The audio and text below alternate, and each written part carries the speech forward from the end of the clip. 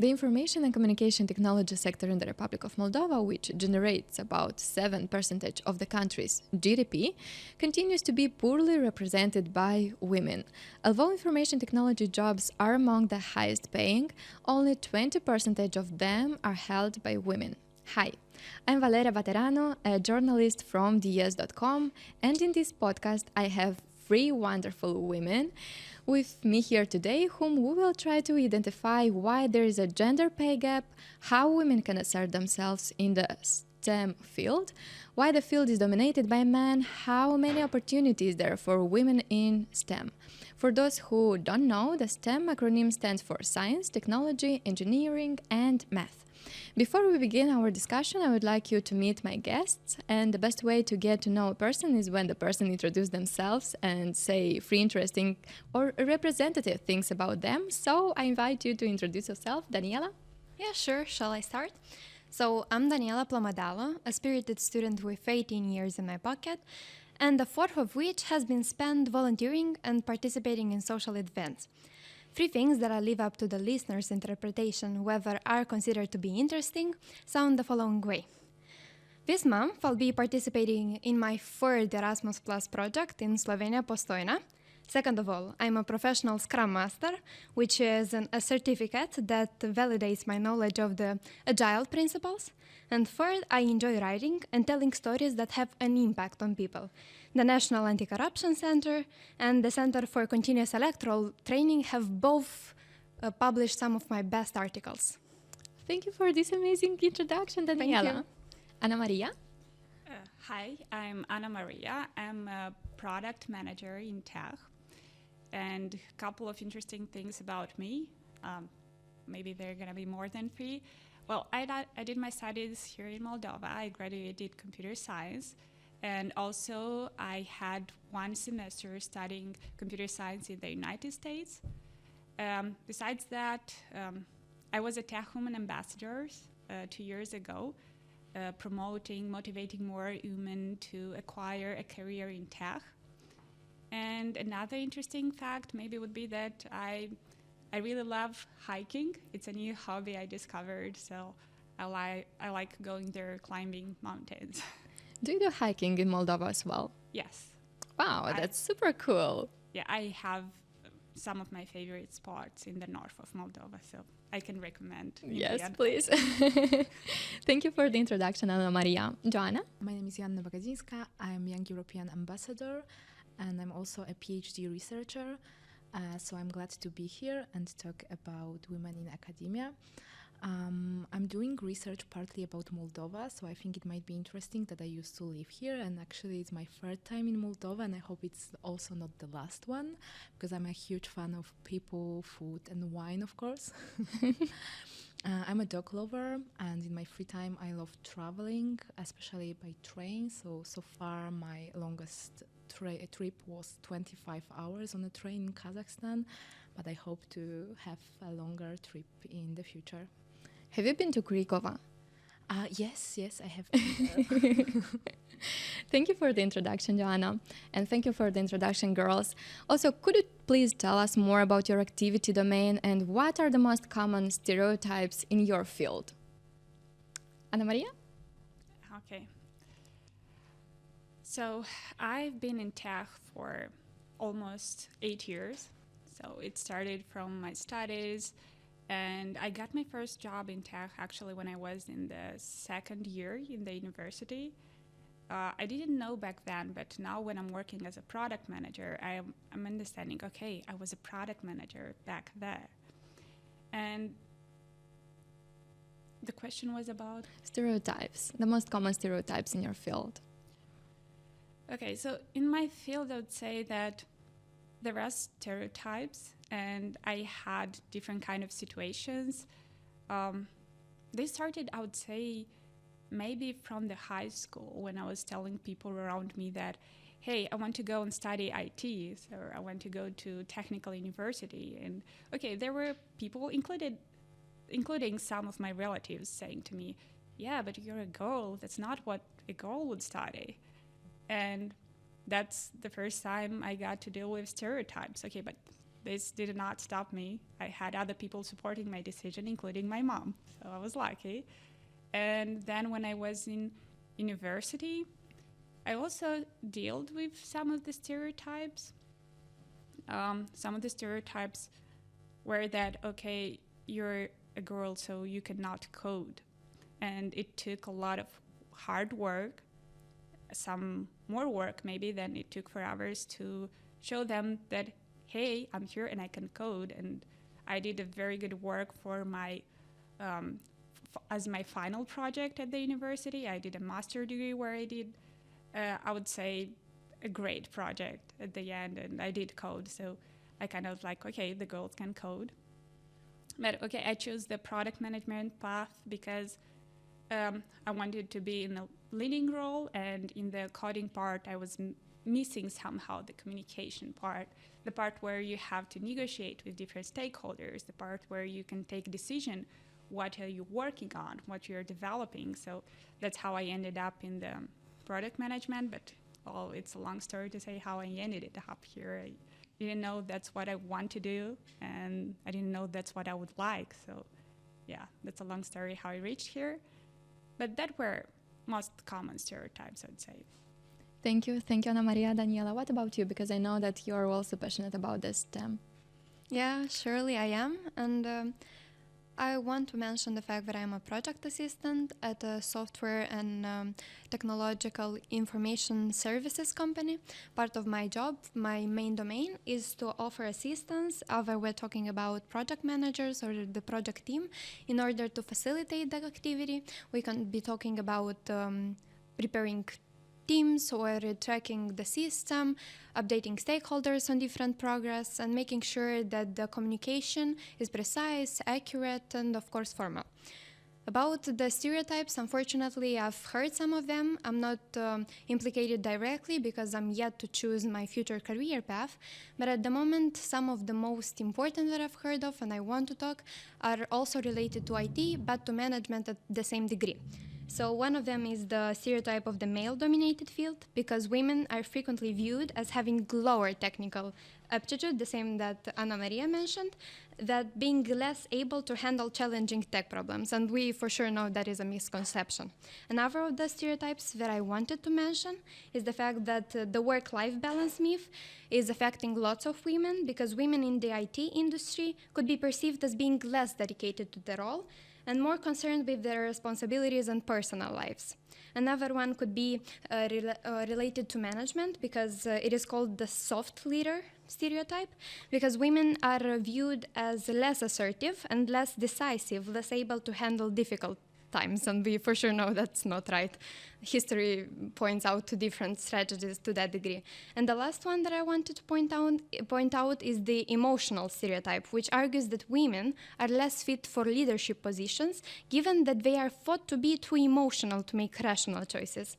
What I wanted to conclude with all of those stereotypes that I mentioned that really pain me is the fact that these biases in management can be detrimental and can establish barriers for women, just like the stereotypes in IT. It's critical to debunk those myths and make sure to praise the accomplishments and efforts of women in leadership positions, because promoting inclusion and diversity in management teams can aid in removing those constraints and fostering an equitable work environment that we can all be part of in the end. For sure, for sure. Joanna, and what about your field, academic field?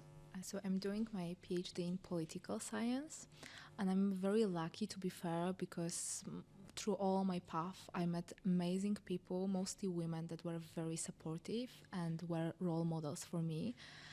So the funny thing is that when I was doing my bachelor, I really believed that that's the last degree I will achieve, because I was struggling with it and I was really trying to do my best and make it as perfect as possible, that I said to myself, oh my God, this is such a demanding job. I will never do master even. I never even imagine. And I think this is a huge problem for women in science, that they do not believe in themselves. I mean, like for men, they are socialized differently. So even if they are not competent enough, they are confident enough, and they really believe in themselves. So I would say that maybe not about stereotypes because I'm doing PhD in social science. So it's not that difficult as in science or IT. But still, I think that social expectations are a huge obstacle because we are like people expect us to behave in certain way and they also perceive women differently. So for instance, if a boy is acting in certain way, people will call him assertive or a good leader, whereas with women we will be called like aggressive somehow or very emotional. So I think this is very challenging because the social perception toward women is different than toward men. And if you don't want to be a person who is there, because we are also expected to, like, let's say, calm down the atmosphere sometimes, to be there, to make everyone feel comfortable, to deal with others' emotions. And toward men, we don't have these expectations. You don't expect a guy to be there and say, oh, please do not say that because someone may be offended. And in academia, you really have to fight for yourself sometimes because it's also very demanding environment, I would say, very competitive. And if you want to be as competitive as men, unfortunately, many people will say that, oh, look at her, look at the way she's behaving. So the way people see you and judge you is different that they do it in regards when we talk about men. So I think this is very challenging for women in academia. And I would say it's not only academia. I feel the same. It's going on for the tech. Yeah. The same perceptions. And I think that it's very important to understand the stereotypes in order to overcome them. So when we understand them, it is easier to understand what is happening and how to deal with it. And as I have mentioned before, today we will talk about the career in STEM, about the gender gap pay, about the opportunities for women.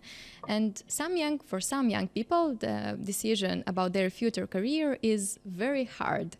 And this is a real challenge. But Daniela, tell us how you decide you want a career in STEM. To be honest, I'm not really certain about my next career steps, but what I am confident in is the fact that IT and management offer secure and creative growth opportunities.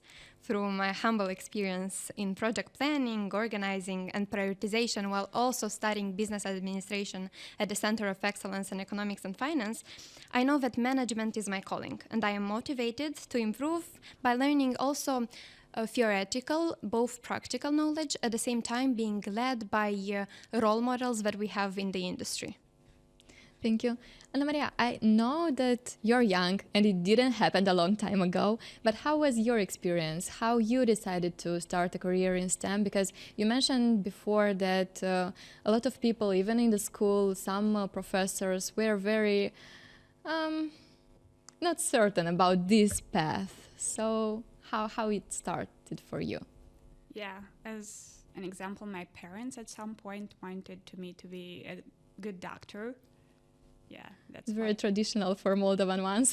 I guess, and maybe a lot of current students being here trying to understand, okay, what path should I choose, are in the same situation. For me, it was one of the hardest decisions. And actually, the idea of going to IT, it came from my mom. My mom was watching TV, and it was the prime minister back then. It was, I guess, 9 years ago when I chose my university studies and where I chose to go for IT. And my mom was listening to TV, and the prime minister was saying that we have a lack of resources, of human resources in IT. We need more engineers. We need more people. And my mom is coming to me, you have to try this one. For sure, you're going to have like a good job in here, a secure job, as you say, a secure growth opportunities in this domain. I knew nothing about IT. I started reading about opportunities, but I made my mind to go for calculus and study just mathematics. So I applied to other universities in Romania. I applied to other universities in Moldova just for math, studied math because I loved math and I was good in math. And I knew, okay, I got to do something around here. And also I applied to IT because I found this interesting specialty at Technical University where you study computer science in English. And I was thinking, wow, that's cool. I passed both of those exams in math and English, and I started learning computer science here. But I still had my mind, and I was convinced I'm going to go to Romania and study math there. But then I said, okay, let's try out how it goes at technical university for 1 month, because in Romania studies start in October. So I'd like, let's see how it goes here, and then I'm gonna leave and go for my studies in Romania. And after a couple of weeks, I liked it so much. I liked my professors, I liked my colleagues, and the people were so different than the people I was interacting with in my village. I'm from small, big village from the north of Moldova. And I left the community here, so I decided, okay, I'm gonna stay here and study computer science. And I really loved it. For the first year, I was a very hardworking student doing all the programming assignments. And then I started volunteering. And I was never good in public speaking. I was never good with communication.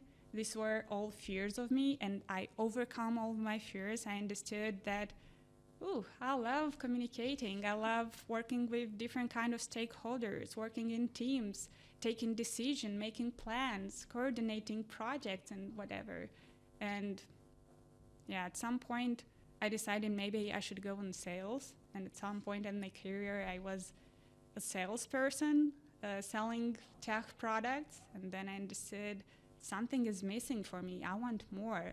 I'm missing the technical part, the decisions, the work with the engineers where you decide what to do, the research part. And that's how I ended up in project management. And from project, I went to product management, where I truly love my job and what I do. This is so inspirational. Thank you. So yeah, it's a long journey until I found what I love. But I feel sometimes you gotta try out different things, because I did try programming web apps. I did try programming mobile. I still do a bit of programming. I'm still passionate about data, AI, machine learning. And from time I'll do some kind of data analysis in Python. But that's like a side thing that I'll do.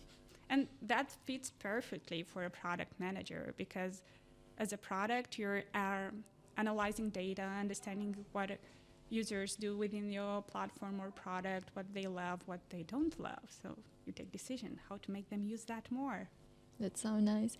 Ivana, and what about yourself? Because you mentioned that at the Bachelor you hadn't had such a great experience as Ana Maria did. So how did you decide to have an academic path? I mean, the experience itself was really good. I made a great connection, and I also had very nice supervisor. But the thing was that she was very demanding, and I'm very grateful for that right now. But I was always... The thing is that I always wanted what I don't want to do, but I was never sure what I really want to do. So then I applied for Erasmus, I applied for my master's, and still it was a decision that I had to make in a very short notice. So the thing was that I was accepted for my Erasmus. I was planning to go there on Saturday at 12, and on Friday at 12, so 24 hours earlier, I got accepted for interdisciplinary studies. And I was like, okay, let's give it a go. And it was a very good decision I made, because it was pandemic. So I didn't know that it would be like this, but I was planning to go to Italy. So I stayed. And then I was doing this master. I wasn't sure what life will bring me. And of course, I was looking for opportunities as a final year student. So I applied for a grant. They wanted some research help, so very basic tasks, but among academics. And I wasn't accepted, actually. They wrote me back that you have very little experience, little publication, and so on. But are you interested in PhD? Because I personally, like the professor that approached me, I am personally interested in you because you have very nice CV, and I think you would be a perfect material. So this is how I started. I was still doing my master, my final year, but that was the support I got, that I really believed that, okay, it is something for me. So it was very demanding because, of course, I was finishing my master. I was working on my PhD, but as I said, I was very lucky because all of the supervisors I had were women and they were very supportive and very successful. So my master supervisor was also she is a very successful woman. She's in media, she's doing research, fluent in many languages, working for the EU. So very inspiring, and she always believed in me. She was like, yeah, you go girl, you can do it. And the same with my PhD supervisors. So I think that it's really important to have these role models, especially women, because I think that it somehow empower you and give you, like, you start to believe in yourself. So it was by accident, I would say, the PhD. I had it somewhere in mind, but it wasn't like my main plan. And I'm a very active person in terms of social involvement, fighting for rights, and so on. And I have the feeling that when you have a PhD, you not necessarily have to stay at the academia later on, but it's also a way to, let's say that, okay, here is a paper I get, because we as women have sometimes this syndrome that we are like, oh, maybe I have these skills, but then your inner critic starts talking to you and it's like, no, you are not good enough. So I was like, okay, this is the way to prove to myself even that you've got this paper, you have the proof, like the written proof. So come on, girls, don't underestimate your skills because you have it written. So this is how I ended at academia, and I'm really glad that I made this choice, even though it's very demanding. But if there are any women or girls who are thinking that they are not good enough, just give it a go, because you never know. And sometimes just by rejecting, you will have another chance for something else. You mentioned that it happened by accident, and it was such a beautiful accident. Yeah, it was indeed. And it is very important that women are supported in a fight for equal rights. Although at the level of laws, they stipulate that no one should be discriminated against on basis of ethnicity, religion, gender, but the phenomenon of gender gap pay is well known throughout the world. A study by Forbes finds that while there are improvements in pay for people of different genders doing the same job, the problem is not completely eradicated. Ioana, I know that you had your bachelor in legislation. What does the European legislation say about this specific problem? So in the EU, we have the regulations regarding discrimination. So of course, everyone is equal under the law. So in theory, everything should work perfectly. The problem is with practice, I would say. Mm-hmm. Anna Maria, have you had experiences in Moldova when you were paid differently than your male colleagues, but you were doing the same job? Well, actually, yes, I do have a story here. But it's related to what you said, to the self-confidence. It's related to the support you have as a woman and as a man as well. My situation, I think it was one of my first jobs I had, where I was at lunch with a colleague of mine, a male colleague, and I was still young, okay, and we started discussing about our salaries. And actually, I got to know my salary is a bit bigger than his. Yes. And I was surprised. He was surprised because I was, I guess, still a student and working back then. And he had obviously more years of experience. And I got to understand that I had a bit more than he did because I asked for more. Mm-hmm.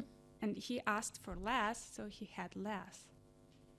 And yeah, that situation made me think a lot of, I felt like it's not fair.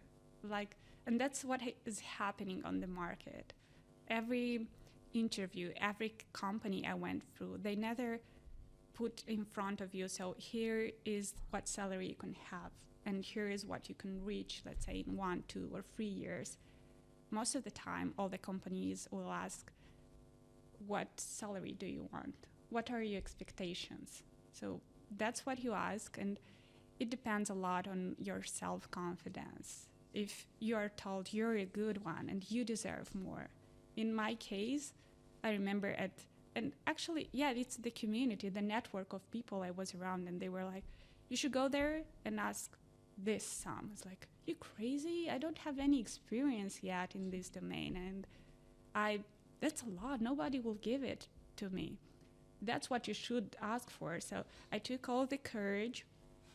I trusted myself, and I went though to the interview, and I told them, okay, that's what I want. They didn't give me what I want, but I feel like they gave me the bare minimum, or they decreased it to the maximum that they could give to me. So it was more than my colleague had.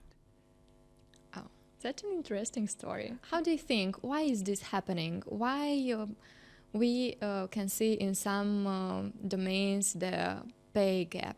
Joanna, how do you think? First of all, I think we don't talk enough about money. It's still a huge taboo, and we don't share this type of information.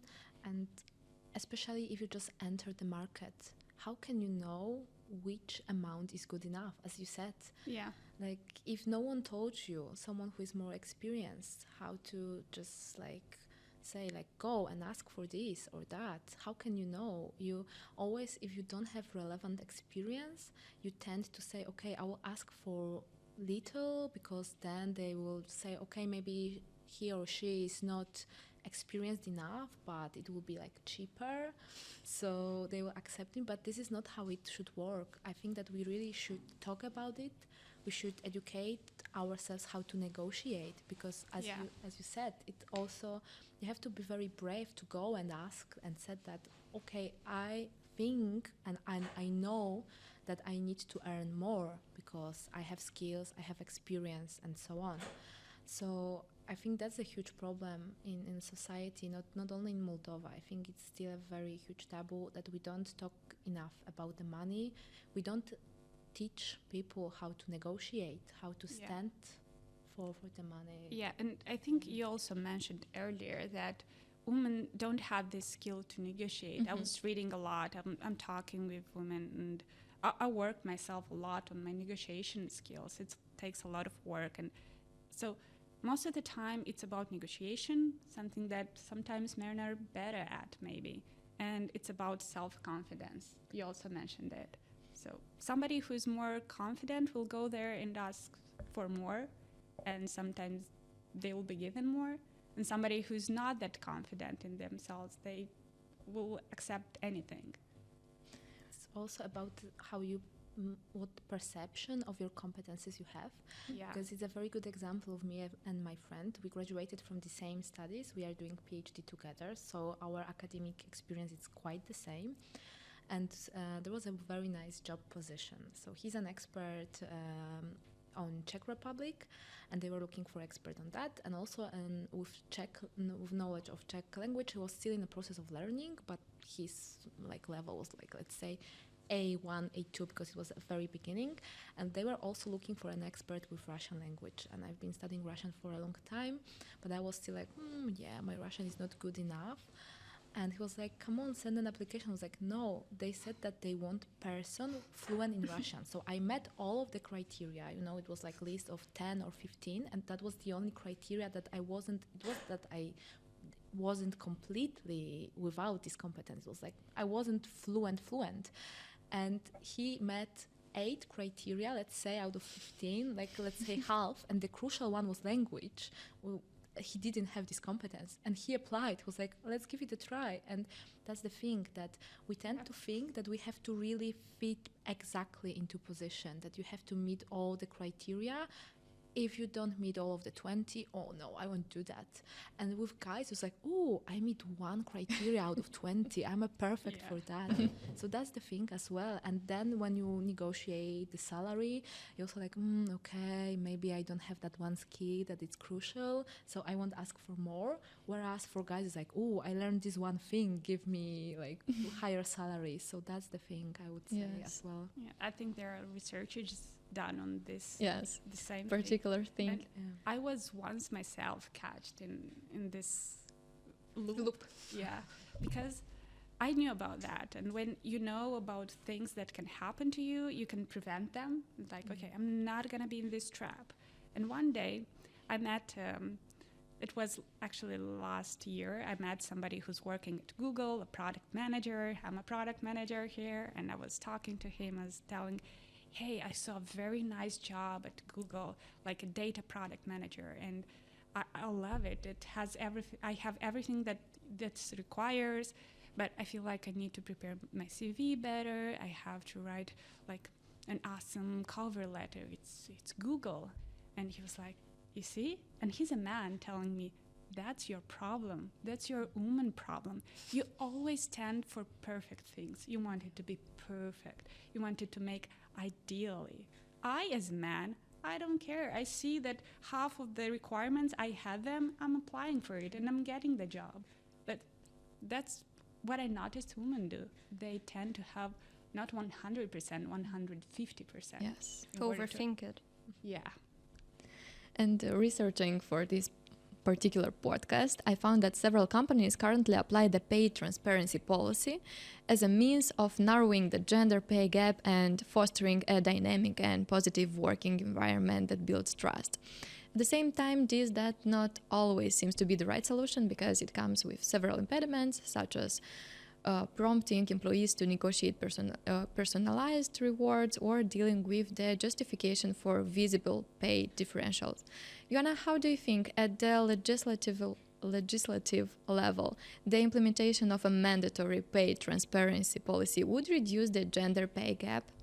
I think so, because I think that's one of the reasons why it's still such a big problem, that we are not aware about these averages, especially in companies. So for me, it's kind of crazy that you can do the same job and just be paid less just because you negotiated differently. And also, if you apply for a job, especially for young people that don't know the market, and they just apply for a job without knowing what salary they can expect, this is very unfair policy. Because of course, if you are more experienced, older, you know what the salary is in a sector. But as I said, if you are brand new to the sector, how can you know? So I think that for us, it may be very, sometimes even uncomfortable concept at the beginning. But I think it's just because we are not used to it. So I think that the more popular it would be, the easier for us it would come, because sometimes people are like, oh, I'm gonna fight with my colleague from the desk next to me and so on. And it's not about fighting, it's about just not creating these sometimes toxic situations. So yeah, I think that that's something that should be more widely implemented. I'd also like to introduce a subject, the topic of management of perception. That's something that seemed interesting to me, because even if I agree with Joanna, I still think that the fact that men can introduce themselves in a way that it's more admirable and it's a more encouraging attitude than it is also because of the self-critic and the imposter syndrome that seems to be a thing for the majority of women, but not really for men, because they do not overthink those details that obsess us in a way. The fact that we want to be perceived as perfect, to have everything in order, to be seen as feminine, but at the same time as intelligent, and to bring something to the table that sometimes men do it and subconsciously without thinking it through details. Anna Maria, how do you think about the pay transparency policy? Is it a solution for the Republic of Moldova? It's an interesting question. I never was in an environment where they have a pay transparency policy.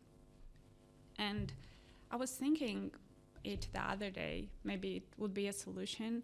And I think there are a couple of advantages, at least, when there is a pay transparency and okay, so I'm here, I'm a junior, or I'm a middle specialist expert.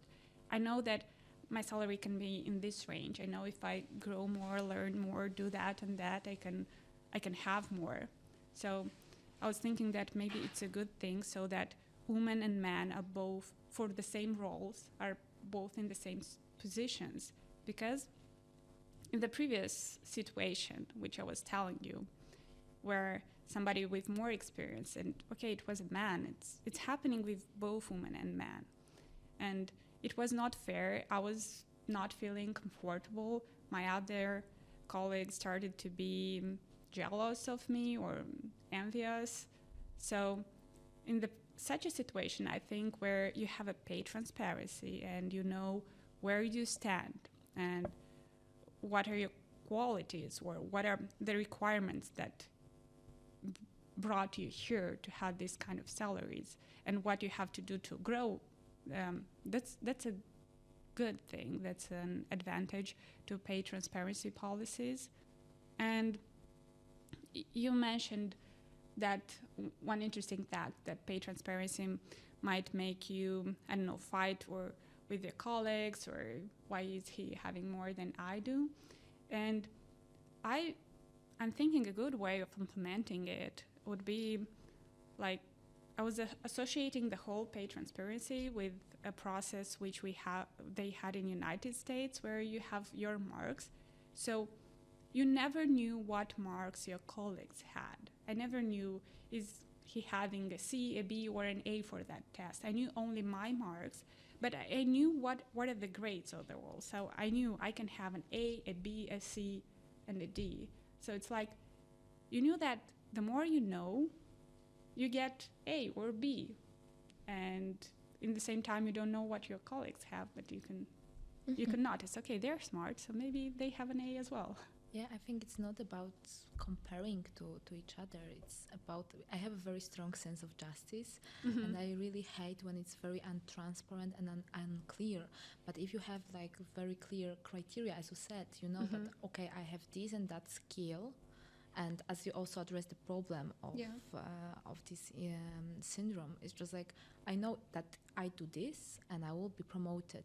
So I think that this is very connected, and this is something that we really need to make this policy very clear and understandable and very, like, let's say, fair in general.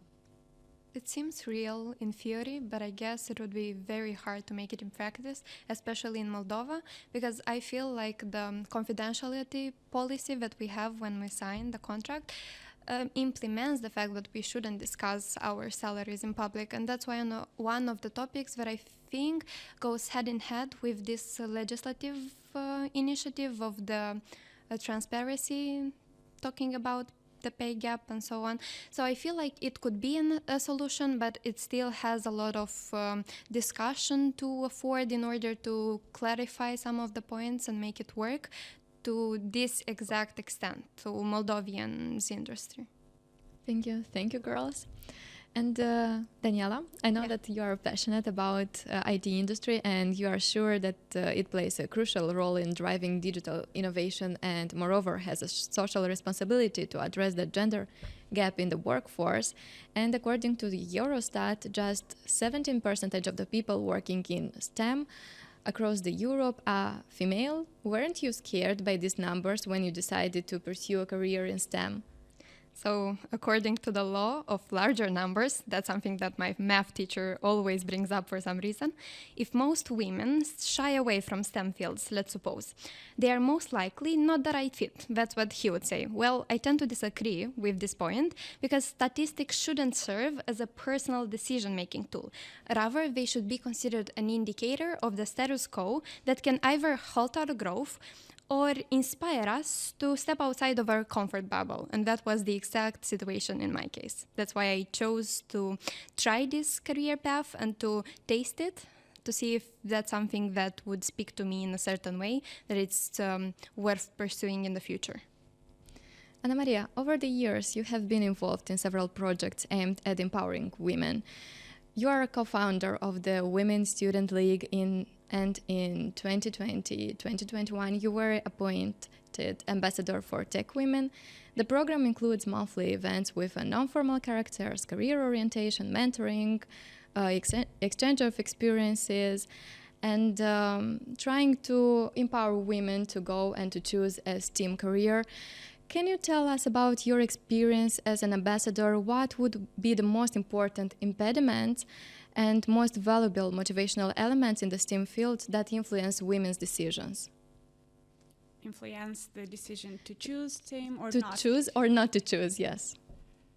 Okay, so I would say that an impediment not to choose STEM is because it's a male-dominated field and it might scare somebody. And also the whole thing that's, okay, it's about engineering, it's tech, and maybe we grew up like that, okay, that's not for girls. So this kind of stereotypes, this is one hard impediment for women not choosing STEM. And me, myself, okay, I choose this path. I didn't give it too much thought, okay? I was loving math, so I was like, I'm going for it. And I felt it through the years, the male dominance, or that most of people are men in the field. In faculty, for example, we were 5 girls and 20 boys, and then when I came to the work field, being the only one woman in a meeting room was a common situation for me. And this somehow motivated me to start all these kind of initiatives, to do more, to inspire women, because I noticed we can do great things. I met wonderful women, and then I was like, okay, why not build a community? And the first thing that we built, okay, was the Students' Female League in Engineering. So it was me and my roommate while we were still in university. We were like, okay, let's do a community of all the girls from here, from Technical University, do interesting projects, motivate ourselves, increase our self-confidence, negotiation skills, and all these skills that we need through our career. And then there was Tech Women Moldova, the whole community, and I was chosen as an ambassador back in 2021. And when I was in the Tech Women community, one idea that I had for a couple of years was a mentoring program, and I decided, okay, let's do it for the women that are already in IT, or women that are not confident about decision, and just motivate them to go for an IT career, because they can do it. Anyone can do it, because the IT field, the tech field, is so broad. You can do so many things. The field needs creative people. The field needs people, even our perks, or all those you were mentioning, emotional, that's a good thing. That's a field. We should learn to use all these perks as our advantages, in our advantage, because they're emotional people are needed in there, people who can understand different people, who you can talk to people, understand their point of view, and then take the best decision that will satisfy everyone in the room. Okay. So I understood that we can do that, we're good in it, and there should be more women. And yeah, at some point just felt lonely to be the only woman in the room. And I decided we have to do something about it. That's not right. So yeah. But it's I think it's very associated with the social expectations, because there are also men who are very emotional and they deal with emotions and social issues very well, but they don't do it on daily basis because they are not expected to do so. So I think that that's one thing, as we discuss here, but the other thing is to change like the social perception in general, not to have some certain expectations or roles that are divided regarding the gender. So it shouldn't be a gender thing in general. So I think it's a very complex topic.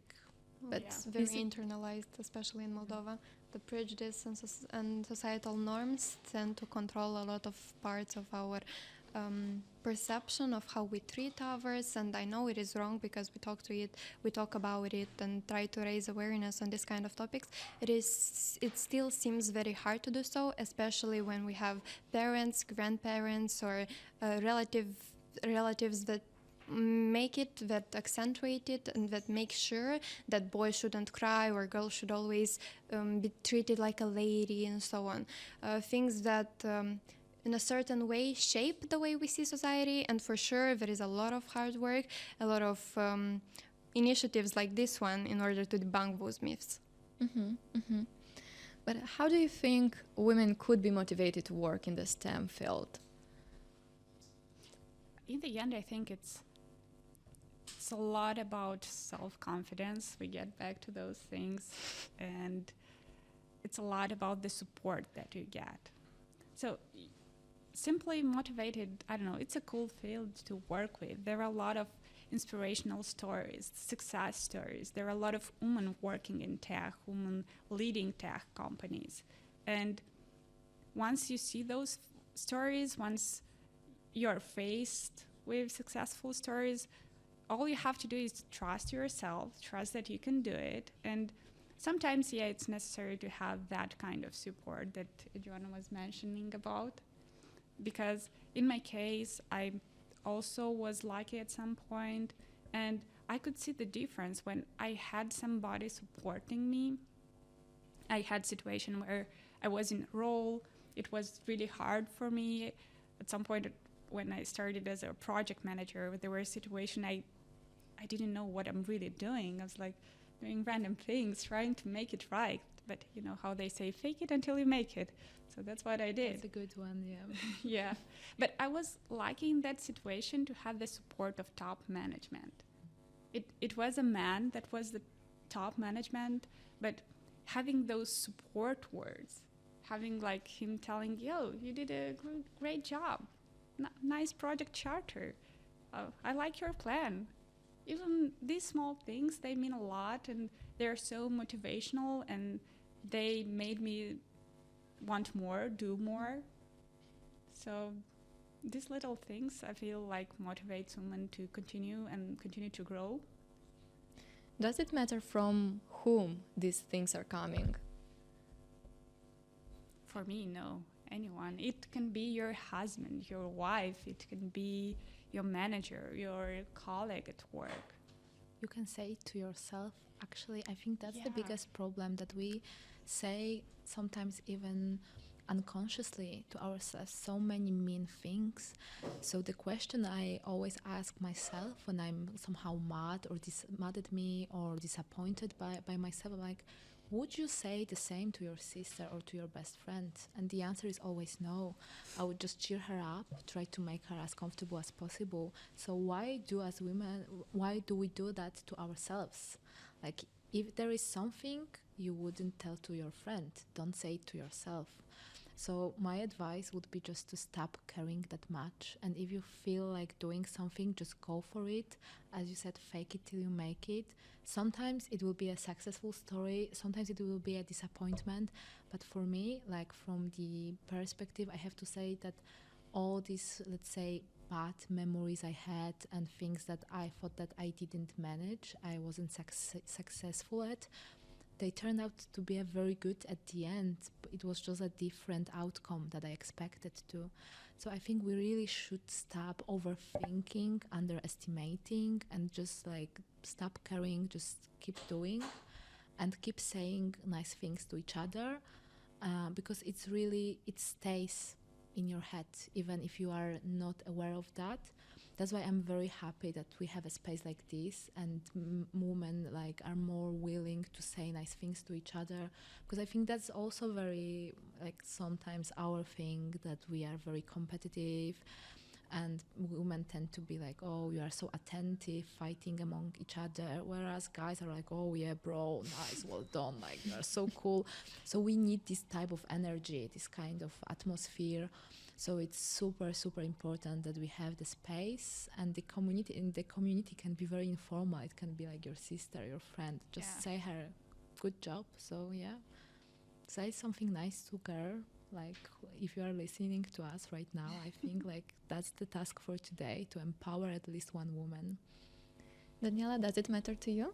Of course it does. I was thinking about the fact that we expect so much of the validation to come from the external sources, and I think that's where we lack some kind of attention, because we should be the source, the magnet, the sun around which our successes revolve.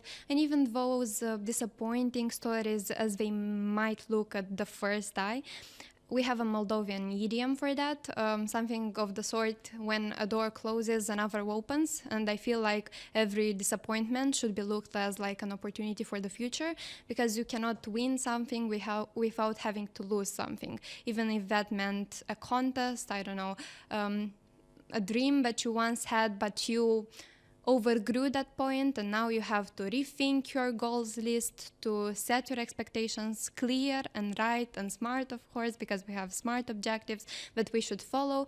And of course, trust in yourselves. Don't let anyone tell you that you cannot accomplish your goals.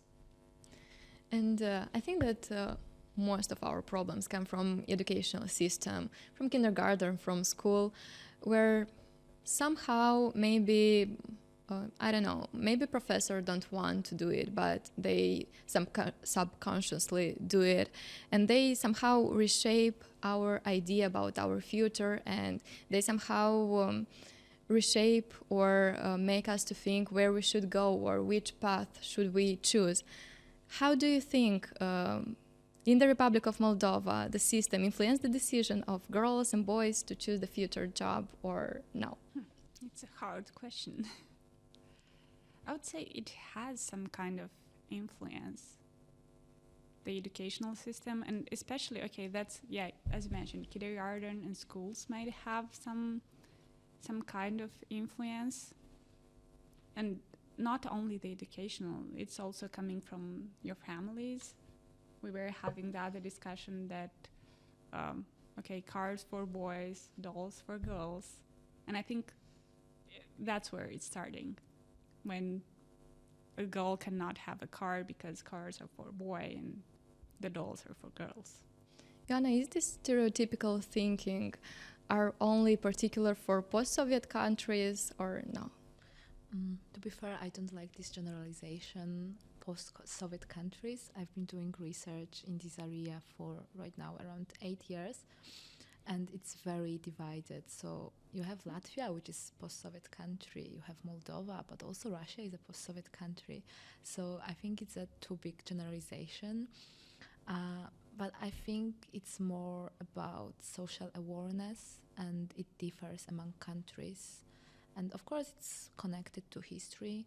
But I think it more depends on the thing that we as society are doing right now. So what's the attitude in the society? What the society wants to achieve? So of course, all the country has to deal with its history. But what matters in this regard is what the country wants to achieve. What's the attitude in the society? So we really shouldn't focus that much on the past, but rather on the things that we as a society wants to achieve, what are values that are important for us. So I would say that's the thing in this case. Yeah. And I think I agree and I like the idea. I think that, okay, in the past, it's hard for me to recall how it was with me because in the end, okay, I choose tech as my career. But I agree here that the schools, kindergarten can have a big influence on, let's say, who choose a tech career. A big influence that, hey, you're a girl and you can code or you can do that. You can be a manager, you can be a team leader, you can be a very good engineer. So I feel indeed it depends where we want to go and what we want to achieve. And I also feel like there are already initiatives.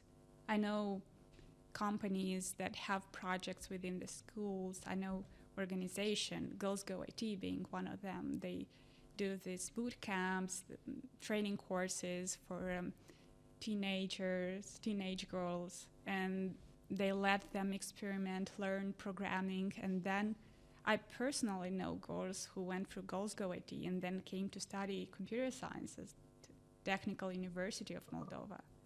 So I feel like that's where we can do, and we are doing a couple of things, and I could see with myself that a number of girls in computer science is growing slowly or even more. I think if you go now to Technical University of Moldova, you might see like 50-50 girls in classes.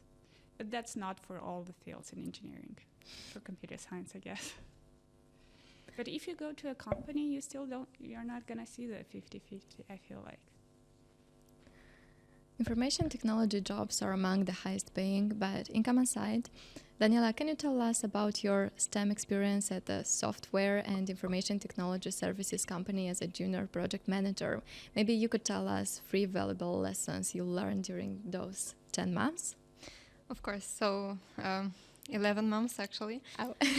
No worries. I feel like it's not really a long time, but still, it's a time where I've got to experience and expand my leadership abilities, to become familiar, also with internal processes, but with access control, because at some point I was responsible for that. Improved my interpersonal skills, which is something that I also did as a young European ambassador and continue to develop while working as a project assistant at the software and information, as you said, technology services company.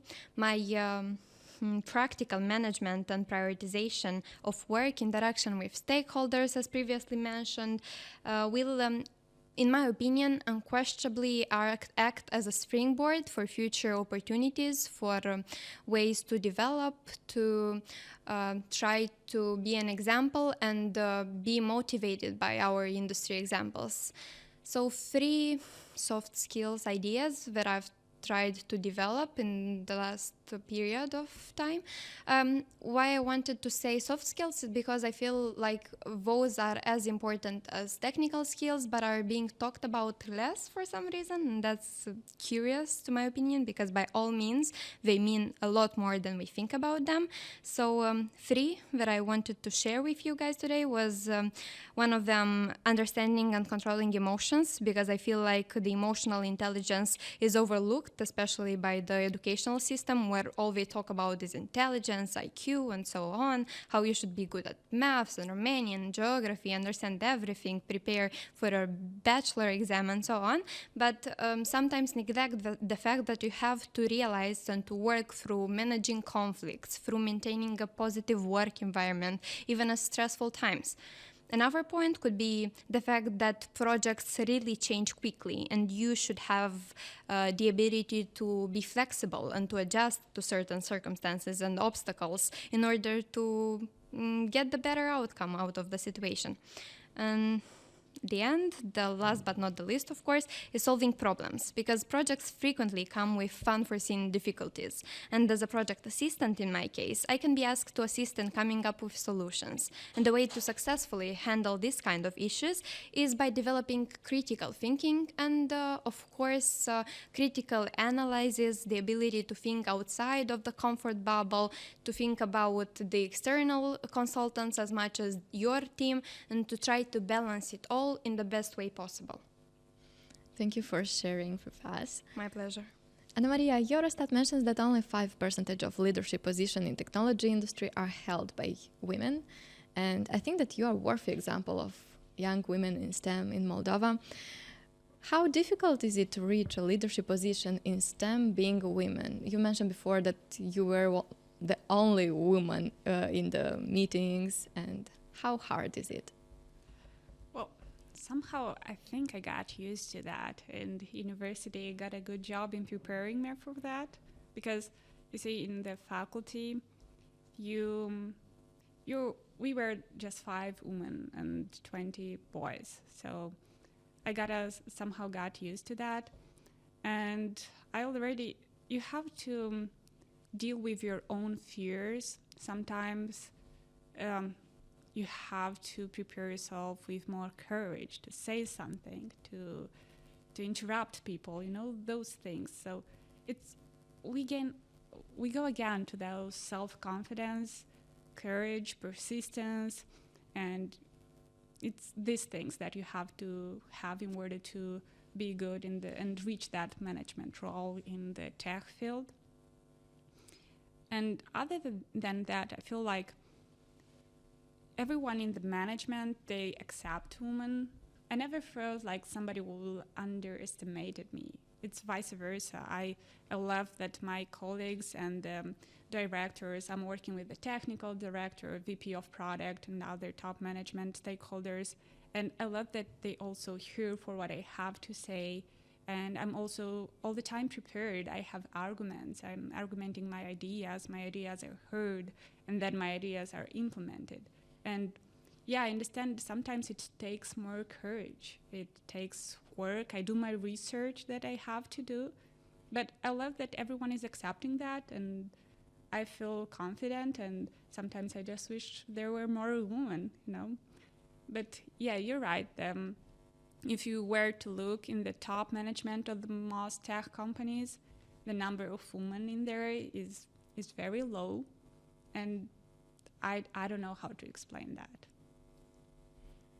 Maybe it will become better. Yeah, we already, I was mentioning, we see better Yes, about the situation university. in university, but I don't see it in the workforce. Mhm. But in jobs, I don't see that many women, but I'm expecting it to come maybe 5 years, maybe less, maybe Mhm. more. I don't know.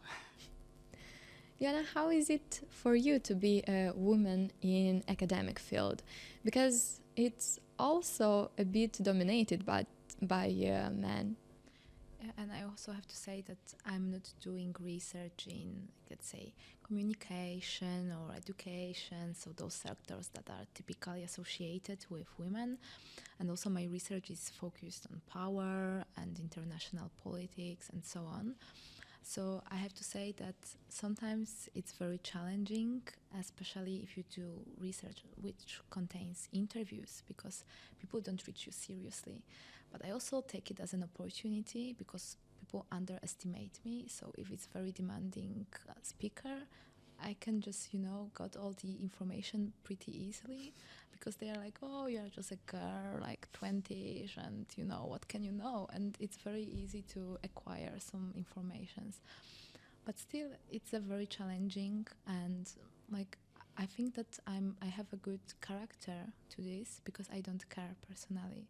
And I never felt that it's something related to gender, because if I want something, I just go for it. And among my field, we have 18 people right now doing this PhD, and only 2 women. But I never felt that I'm worse or anything like this. I'm a very competitive person, and I just like to achieve what I want. But it's a very personal thing. Like, you have to have this confidence, some level of confidence, and just like not caring. That's the thing, I would say. I think that for our listeners would be very interesting to know which stereotypes or labels have you destroyed in your field since the beginning of your work in the STEM, in the academic field. Anna Maria, you mentioned about the coding, that everyone was telling you that a girl cannot code, so you destroyed one stereotype. Yeah. If you were to look at this way, that's right. I still do coding. I do data analysis because I'm passionate about data, machine learning, AI. I did a couple of machine learning models at some point.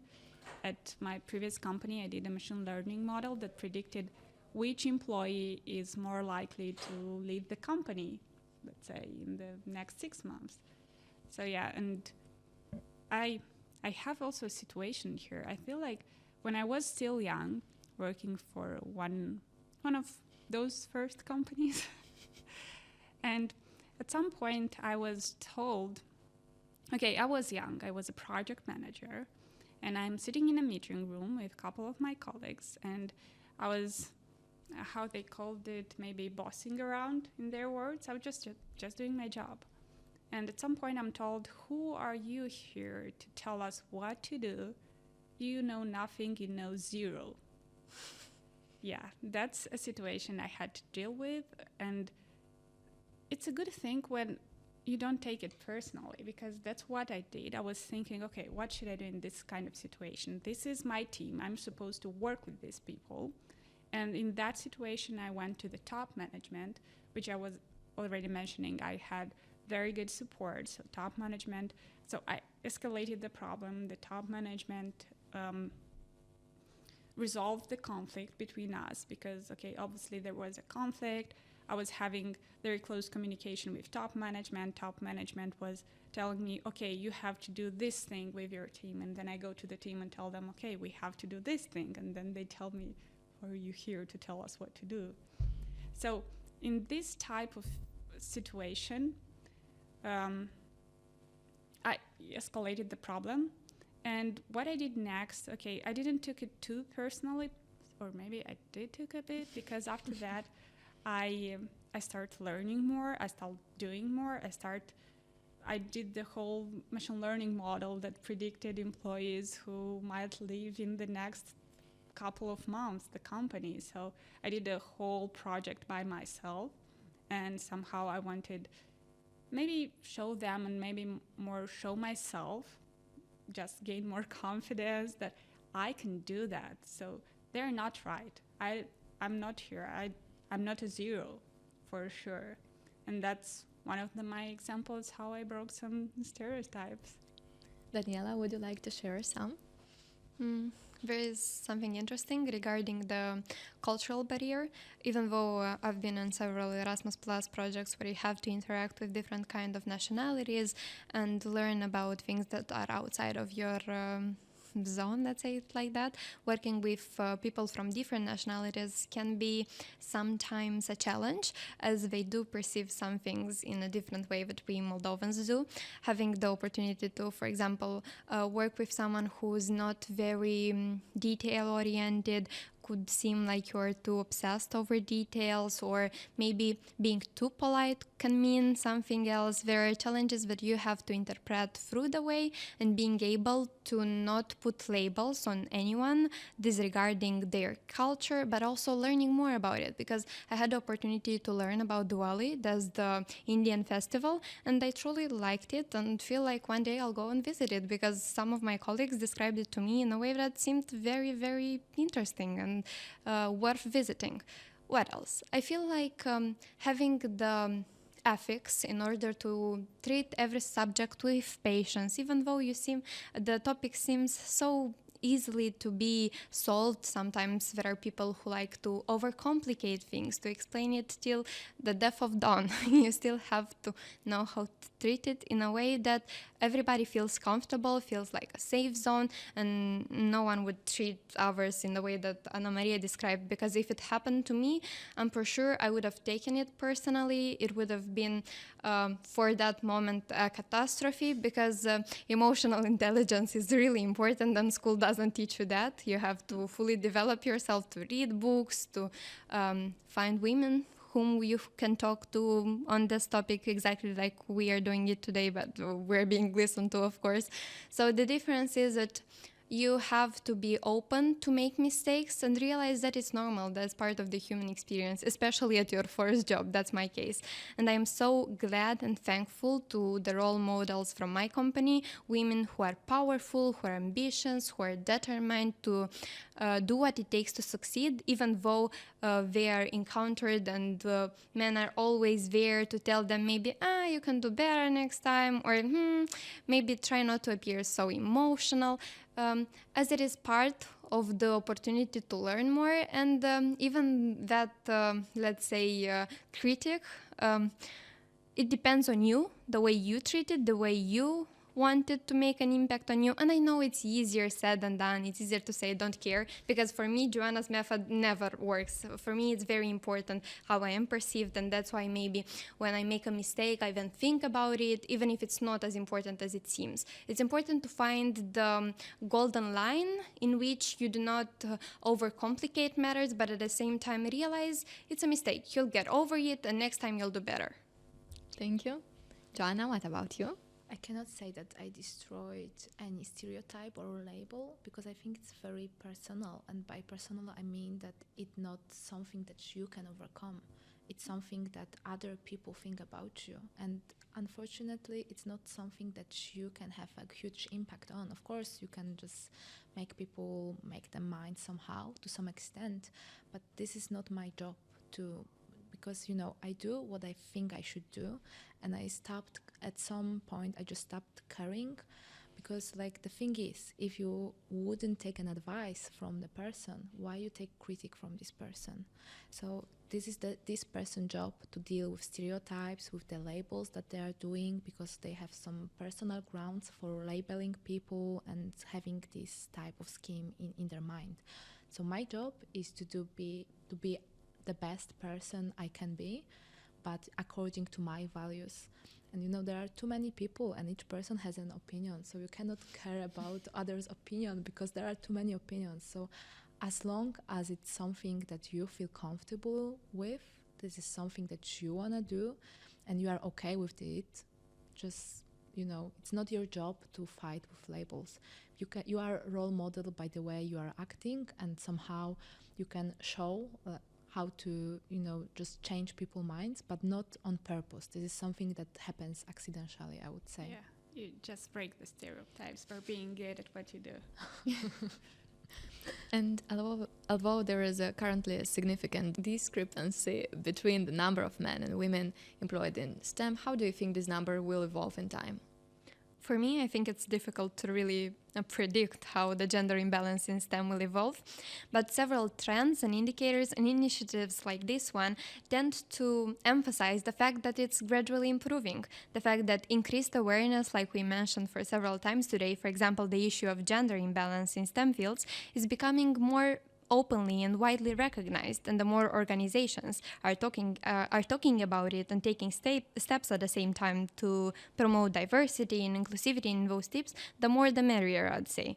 And while progress for sure has been made, I feel like there is still a long way to go before gender equality in STEM fields is achieved, and to create a more inclusive and supportive environment for women in STEM for us, I feel like it's not a one-person job. It's the job of governments, of corporations, educators, and of course individuals that must continue to work together and to assure the safe space, and not only safe, but the opportunity to develop and to educate yourself could and should be completely draw to an end. We shouldn't satisfy ourselves with saying that, oh, all right, progress has been made, congratulations, we're winning. I feel like we should evaluate what we have, appreciate it, and plan the future steps in order to disseminate the information and to stop enlarging those barriers, those constraints that make us women feel underestimated, inferior, or less active than male in the same industry. Thank you. Yeah, good points. I agree with what Daniela mentioned, and I feel, there are going to be more women in STEM, because I feel like everyone understood that there is needed to be more female perspective in the tech industry, STEM industry, because most of the time I feel like females watch things from another point of view, so they can add additional value to your product or to your company. And we already see those organization movements, communities such as Girls Go IT or Tech Women community, which encourage, motivate women to pursue a career in tech. And as I mentioned, Girls Go IT, they had their programs in high schools. And I know personally girls that came from Girls Go IT directly to study computer science at Technical University of Moldova. And the number of female students is increasing, so I'm guessing soon enough it will start increasing in the workforce. Anna Maria, you mentioned already about some opportunities. Could you please say maybe more academic and non-formal opportunities that are there in Moldova for women who want a career in STEM?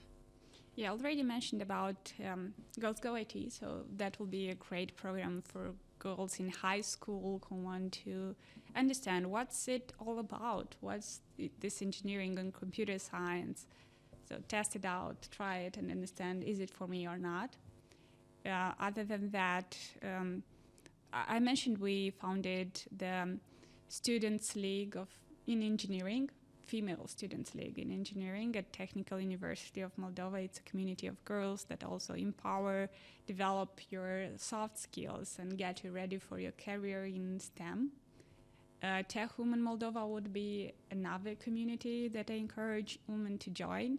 It's a very nice community of aspiring women to get a career in tech, and even women who already have a successful career and are there to share their story, to encourage other women or even mentor other women in their career in tech. So I guess this will be my free resources, local resources that everyone can check for now. There are many more. I don't keep track of all of those, but these free organizations, I was part in some ways. I founded the Female Students' League in Engineering. I was a Tech Women ambassador. And for Girls Go IT, I was a mentor teaching other girls how to code in Python. So that's that's why I have to tell something about these organizations. Daniela, maybe you would like to complete the list? I was actually thinking more about the domains in which women could gain emphasize information and control that don't really seem like your typical to-go list opportunity or list prospect. It would be about artificial intelligence, which is a topic arising today in discussions, cybersecurity, renewable energy, a topic that especially Moldova needs a lot of support on, space exploration if you want to dream big. And also they're also in high demand, and at the same time these fields not only provide high pay but also job security, opportunities for advancement and growth, which I think at the end of the day is very important. Thank you. And we do have actually a couple of communities in AI. I know about AI. I'm into the data AI here. I know, and I could recommend AI in Action. They do have interesting hackathons, projects that like long-term projects where you can yourself make a machine learning model or an AI, build it from scratch within a team. That's so fine. And also Udemy, if you want to use online resources in order to develop one skill that you feel like you'd have the ability to maybe in life after a small period of time to try to put it in action in your daily life. I will also recommend Young European Ambassadors and the EU Neighborhood website if you are looking for opportunities. So. Joanna, why is it important to ensure equal opportunities for everyone in any field? For me, this is kind of obvious. So the thing that we still have to ask this type of question, that's also the answer why, because it's 2023 and it's such a pity that we have to address those type of questions. And it's still a thing that we have to wonder why we do need equal rights. So this is something for me that it's very energy consuming. I know why I am fighting for it. I know why we are talking about it right now. But imagine we could do so many different things right now. We could talk about different things. And, once again, it's 2023 and we are all equal and the mentality should be different. So we should ensure it just to, give people the feeling that we are really a part of a modern society, and it's not because you are a woman, man. It's not about sexual orientation, skin color, and so on. It's about competences. And in closing, I'd like each of you to leave an encouraging thought for women who see themselves in STEM field or in academic field, but maybe they are not decided yet, or maybe they had some insecurities about it. Daniela, would you like to start? Yeah, sure, of course. So I'd mentioned the fact that you should believe in yourself. Don't let anyone tell you, I'll repeat myself, tell you what you cannot accomplish. Show yourself that you are capable, that you are enough, that you are relevant and ambitious. And there are endless opportunities in those fields, especially in STEM, even though we are not discussing it enough. I feel like it can make a real impact in your community, and we have a multitude of resources that can aid us along the way, and we should for sure use them to our best advantages. Thank you. Yeah, that was so nicely said. I kind of agree. And yeah, just adding to everything that you said, that you can do it, short and sweet. That was actually the motto in Tech Women Moldova community. But I think it says it all. You can do it. Just trust yourself, dream big, and work hard for those dreams that you have. Thank you. And I will also add to that, don't be afraid of some kind of mistakes or, let's say, failures, because mistakes are just part of the process. Yeah. So we Own them. Yeah, and I think that we are really living in this culture that really promotes success, especially on social media and so on. So I'm really glad to see the change also in the social media, that it's more common to see people who are sharing the bad experiences as Struggles. well. So remember that we only see the scene, we don't see the backstage of others people's life. So really don't be afraid of trying. I think that as long as you are willing to learn and try, as long you are a winner. I'd like to thank you, Joanna, Daniela, Ana Maria, for valuable information and inspiring examples, which for sure are very empowering for all women or even men who are listening to us. Thank you so much. Thank you. Thank you. Thanks.